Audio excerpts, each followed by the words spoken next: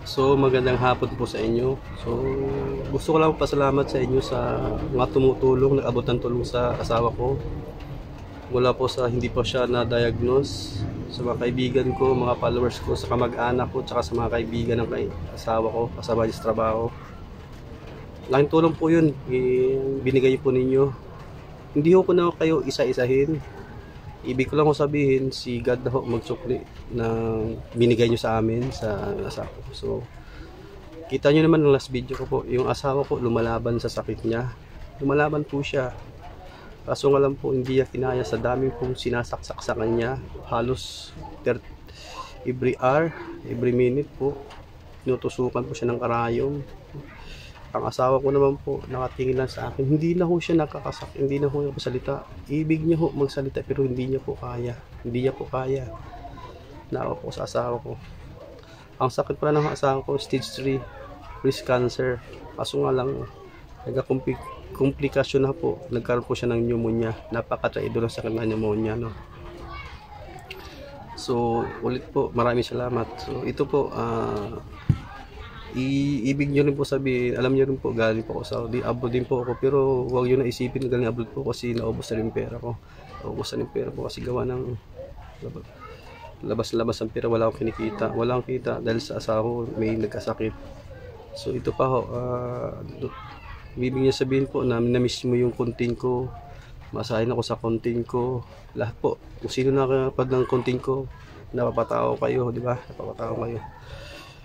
Pero sa likod po ng camera, punong-puno po ako ng problema. Ang sa akin na ho, mapatawa ko kayo. Pero nung time na grabe na po yung asawa ko, hindi ko na kaya kayong papatawanin kasi asawa ko. Komplikasyon na po yung asawa ko. Hindi ko na kaya gumawa ng content ka. Habang po sa asawa ko talaga. Hindi ko na. Salamat lang po sa inyo kung tumulong sa asawa ko. Pero pasensya na, umiyak ako kasi sinasabi ko lang po sa inyo na hindi ko muna gumawa ng video ng kalokohan kasi asawa ko nakaratay. Ayan na. Dumating na yung asawa ko sa bahay kaso walang pantay ng paa.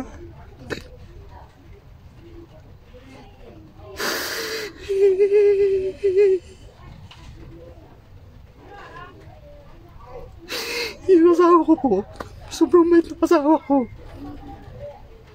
Siya yung nanay na ate, kahit walang-wala na siya.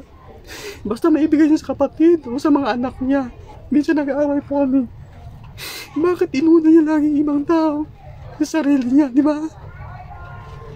Ang rasyon niya na lang, hayaan mo na. Kaya ko naman, di ba?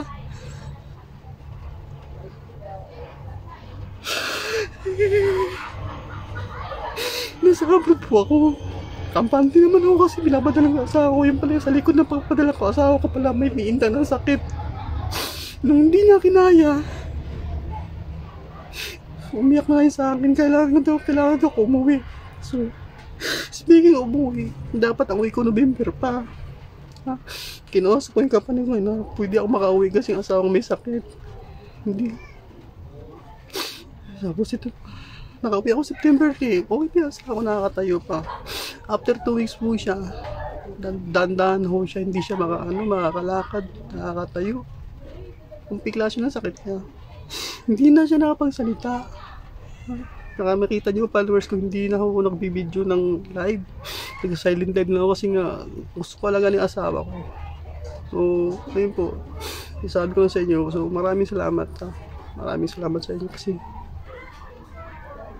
mahal na mahal ko talaga sa asawa ko talaga. Mabait na asawa ko. Hindi nga nakuha ng anak ko. Paano ko ipaliwanag sa bunso kong anak? 4 na taon. Ha? Lagi sinasabi. Kailan daw magising si mama niya? Diba?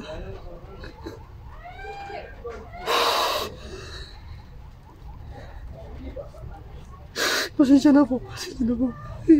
Mayakan talaga pagdating sa amin. Ako nga ba talaga sa asawa ko, lalo sa bunso ko.